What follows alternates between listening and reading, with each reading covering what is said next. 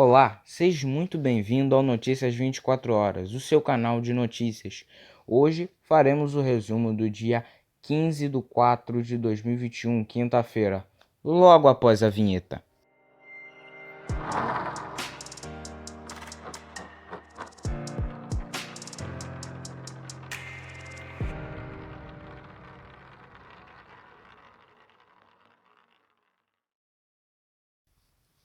Bem, como já dito, faremos o resumo hoje, dia 15 de abril, dia 15 de abril de 2021. Já peço para você deixar sua inscrição no canal, deixar seu like, compartilhar para outras pessoas. E hoje o dia foi bem cheio de notícias, né, gente? Os números do coronavírus ainda não chegaram, por isso eu não vou estar postando agora. Mas na hora exata que tiver o número, eu vou estar botando no canal para vocês ficarem sabendo. Bem, vamos começar as notícias de hoje, né? Já, né, na cidade federal, no Distrito Federal, Brasília. O presidente do Senado, Rodrigo Pacheco, do Democratas de Minas Gerais, anunciou hoje os senadores que vão compor a Comissão Parlamentar de Inquérito da Covid. Ao todo são 11 titulares e 7 suplentes. Os membros foram indicados pelos blocos parlamentares do Senado, em articulações de lideranças partidárias e dos grupos que ocupam espaços de poder na Casa Legislativa. A composição é, em tese, desfavorável aos interesses do presidente Jair Bolsonaro, sem partido. Nenhuma senadora foi escolhida para compor a CPI. Coitado do Bolsonaro. São os titulares Eduardo Braga, do MDB do Amazonas, Renan Calheiros, do MDB de Alagoas, Ciro Nogueira, do Progressistas do Piauí, Eduardo Girão, do Podemos do Ceará, Tasso Gereissati, do PSDB do Ceará, Otto Alencar, do PSD da Bahia, Omar Aziz, do PSD do Amazonas, Marcos Rogério, do Democrata de Roraima, Jorginho Melo, do PL de Santa Catarina, Humberto Costa, do PT de Pernambuco e Randolfo Rodrigues, do Rede do Amapá. São suplentes Jader Barbalho, do MDB do Pará, Luiz Carlos Renzi, do PP do Rio Grande do Sul, o Marcos Duval, Podemos do Espírito Santo, Ângelo Coronel, do PSD da Bahia, Zequinha Marinho, do PSC do Pará, o Rogério Carvalho, do PT do Espírito Santo e a Alessandro Vieira, do Cidadania de Sergipe. Continuando com outra notícia, o presidente Jair Bolsonaro participou hoje da solenidade de troca do Comando Militar do Sudeste do Exército em São Paulo. O novo comandante é o general Tomás Miguel Mini Ribeiro Paiva, que ocupava a chefia do Departamento de Educação e Cultura do Exército. Em seu discurso, o presidente lembrou-se do período em que entrou no Exército em maio de 1970, aonde chegou ao posto de capitão. Ele destacou a importância e o trabalho das Forças Armadas, que traz paz para governar. Abre aspas para a fala do presidente. A nossa nação tem uma vocação, a liberdade acima de tudo e a certeza desse povo maravilhoso, de mais de 210 milhões de pessoas, de que as suas Forças Armadas, dentro das 4 linhas da Constituição, não medirão esforços para garantir o oxigênio da vida, que é a nossa liberdade, fecha aspas, disse o presidente. O Comando Militar do Sudeste é um dos 8 comandos militares do Exército, sendo o responsável pelo trabalho da corporação no estado de São Paulo. Indo para notícias de economia, o salário mínimo em 2022, no ano que vem, será de R$ 1.147 e não terá aumento acima da inflação, anunciou o Ministério da Economia. O reajuste consta no projeto da Lei de Diretrizes Orçamentárias, a PLDO, de 2022, enviado hoje, dia 15, ao Congresso Nacional. O reajuste segue a projeção de 4,3% para o Índice Nacional de Preços ao Consumidor, INPC, para este ano. A estimativa também consta do PLDO.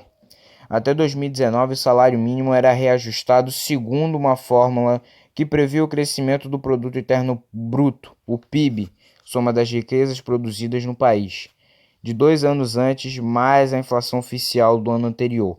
Desde o ano passado, o reajuste passou a seguir apenas a reposição do INPC, por causa da Constituição, que determina a manutenção do poder de compra do salário mínimo.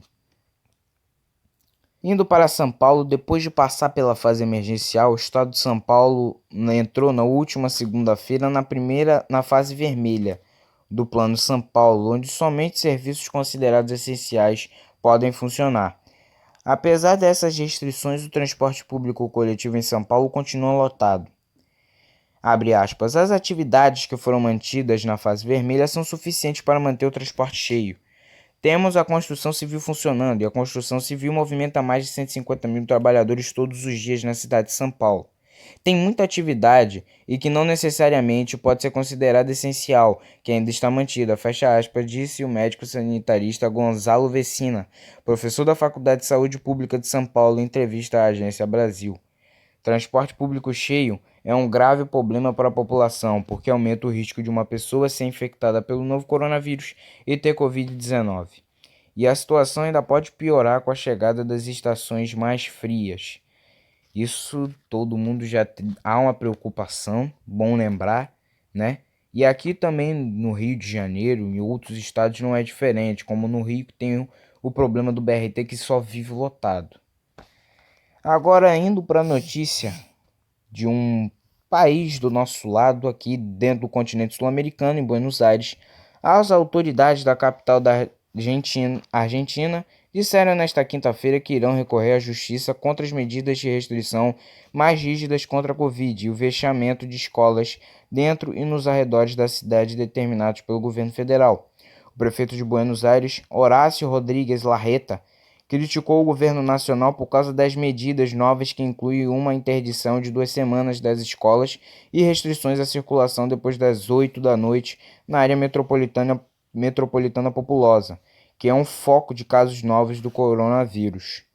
Abre aspas, ontem o governo nacional decidiu quebrar o mecanismo de diálogo e consenso que tivemos durante mais um ano, disse Larreta em uma coletiva de imprensa. Quero ser muito claro, não fomos consultados sobre nenhuma das medidas tomadas, fecha aspas. Voltando ao Brasil, a vacinação de profissionais de educação contra a Covid-19 deve começar na próxima semana nos municípios do Espírito Santo. Hoje, em ato simbólico, representantes da categoria receberam imunizante uma solenidade no Palácio Anchieta, em Vitória, capital capixaba. Na ocasião, o governador Renato Casagrande afirmou que a campanha de vacinação dos profissionais da educação começará com aproximadamente 5.000 doses. No entanto, ele admitiu que este é um número muito aquém da quantidade necessária. Abre aspas para a fala do governador. Estamos iniciando a vacinação dessa categoria tão importante, aqui simbolizada pelos professores. Várias outras categorias também são importantes e por isso necessitamos seguir cobrando a chegada de mais vacinas. O Espírito Santo tem se destacado na aplicação das doses. Estamos entre os que mais vacinam e distribuímos as doses aos municípios tão logo elas chegam. Fecha aspas, disse Renato Casagrande. A expectativa do Ministério da Saúde é de que sejam vacinados 66,145 mil trabalhadores do ensino básico ao ensino superior. Os primeiros a serem vacinados serão os professores auxiliares que trabalham em sala de aula, desde creches ao ensino médio técnico de 50 a 59 anos de idade. Passando para outra notícia, médico intensivista e coordenador da UTI do Hospital Beneficência Portuguesa, André Gasparotto, relatou à CNN, emissora de TV, que sedativos são os principais itens em falta no chamado kit intubação, utilizado para o tratamento de pacientes graves de Covid. Em entrevista à emissora nesta quinta-feira, ele reforçou o alerta de que já faltam esses insumos em diversos hospitais do país. Abre aspas, usam o termo kit intubação, mas na minha opinião, minha concepção, o termo correto deveria ser kit sedação, porque a quantidade de sedativos e bloqueadores neuromusculares, assim como analgésicos para intubação, é irrisória quando comparada a de medicamentos para manter o paciente sedado após ser intubado, que pode durar até 15 dias, explicou Gasparotto. O médico também descreveu que colegas profissionais de saúde em todo o Brasil relatam dificuldades no tratamento de pacientes. Abre aspas. Já recebi vários vídeos de pacientes que estavam sendo completamente mal sedados, que ficam agitados e sem nível de consciência. Nesses casos, o paciente evolui a óbito. Infelizmente, é o resultado. A falta desses medicamentos está totalmente relacionada ao desfecho do paciente, fecha aspas. Mais 2.000 unidades de saúde em São Paulo estão com estoque zerado de bloqueadores neuromusculares. No caso dos sedativos, 961 unidades de saúde paulistas estão com as prateleiras vazias e 75% só tem reserva para no máximo uma semana. Agora falando de todo o continente sul-americano, depois de um ano da chegada da Covid ao continente, países da região apresentam uma explosão no número de casos da doença nas últimas semanas. A situação foi classificada como a mais alarmante no mundo pela Diretoria-Geral da OPAS, a Organização Pan-Americana de Saúde, órgão coligado com a OMS. Carissa Etienne, no dia 7 de abril. Em nenhum lugar as infecções são tão preocupantes quanto na América do Sul, disse a executiva da OPAS, a agência que atua em conjunto com a Organização Mundial da Saúde. Atualmente, a América do Sul é a região com o maior número proporcional de novos casos diários. A virada aconteceu no último dia 6, quando o continente chegou a 256 novos casos diários por milhão de habitantes, enquanto a Europa até então tinha 250, segundo a plataforma All World in Data. Agora, passando para a notícia dos esportes, Renato Portaluppi, mais conhecido como Renato Gaúcho, não é mais técnico do Grêmio. O treinador deixou o comando do clube gaúcho nesta manhã, após a eliminação do time na terceira fase da Libertadores contra o Independiente del Valle do Equador. Em comunicado enviado à imprensa, o Grêmio agradeceu ao treinador pela sua dedicação, passagem vitoriosa com conquistas importantes, lealdade à instituição e por ter sido o técnico mais longevo no comando da equipe. Portaluppi era também o treinador há mais tempo no comando de uma equipe no país. Os auxiliares Alexandre Mendes e Vitor Hugo Signorelli também deixaram a comissão técnica. Ao longo de 7 meses à frente do tricolor gaúcho, Renato conquistou a Copa do Brasil em 2016, a Libertadores da América em 2017, Recopa Sul-Americana em 2018 e os títulos do Campeonato Gaúcho em 2018, 2019 e 2020, além da Recopa Gaúcha em 2019. É tão engraçado, né? O cara ainda tá com Covid. Renato Gaúcho, Renato Portaluppi, foi contaminado com a Covid, não treinou o time. Quem treinou foi um auxiliar, se eu não me engano, foi o Alexandre Mendes. Perderam os 2 jogos, o cara ainda se demite, sendo que ele nem tem culpa disso, só porque foi um auxiliar. Fica difícil, né? E também o cara já tinha estátua até no próprio clube, né? Para outra notícia agora, a biofarmacêutica Sinovac Life Sciences, responsável pelo desenvolvimento da Coronavac, deu início ao processo de envio de um novo lote da matéria-prima, necessária para a produção do imunizante no Instituto Butantan. Na noite desta quarta-feira, nesta noite da quarta-feira, no fuso horário chinês, já sendo quinta, a carga com 3.000 litros de insumo farmacêutico ativo começou a ser preparada para embarcar rumo a São Paulo nos próximos dias. Em vídeo divulgado pelo governo de São Paulo, 3 contêineres especiais para transporte do imunizante são levados ao aeroporto para procedimentos de quarentena, desembaraço e segurança. A nova remessa produzirá cerca de 5 milhões de doses contra a Covid. Indo para o Rio de Janeiro, a fisioterapeuta Thalita Fernandes Santos, 42 anos, irmã do Dr. Jarinho, vereador, contou à polícia na quarta-feira que o irmão falou a ela que o menino morreu ao cair da cama. O depoimento foi obtido pela TV Globo nesta quinta. Segundo Thalita, inicialmente Jarinho teria dito que Henri passou mal, mas mudou a versão com a divulgação dos laudos técnicos da perícia. Segundo Thalita, a polícia em nenhum momento soube de relatos de agressões praticadas por Jairinho contra qualquer criança e nem que o irmão teria ficado trancado com Henri em seu quarto, diferente do relato feito pela babá da criança, Tainá Ferreira. Thalita disse ainda que foi o advogado André França Barreto que pediu a Eva para fazer contato com Tainá e a empregada Leila Rosângela de Souza, a Rose, que trabalhava no apartamento de Jairinho e de Monique Almeida, mãe de Henri. Thalita fez aniversário em 8 de março, mesmo dia da morte de Henri. Segundo ela, não houve comemoração de aniversário. A Índia registrou um recorde de 200 mil novos casos de Covid nas últimas 24 horas e passou de 14 milhões de infectados, apontam dados oficiais divulgados nesta quinta-feira. O recorde absoluto de casos em 24 horas ainda é dos Estados Unidos, que teve de mais de 300 mil registrados em 2 de janeiro.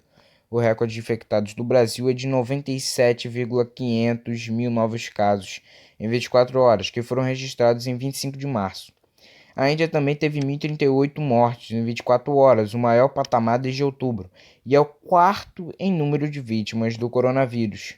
Os Estados Unidos da América, é primeiro com 564 mil mortos. O Brasil vem logo atrás com 361 mil, México com 210 mil e a Índia com 175 mil. Uma notícia boa para tantas pessoas que passam necessidades afora no país, andando mais por causa da pandemia.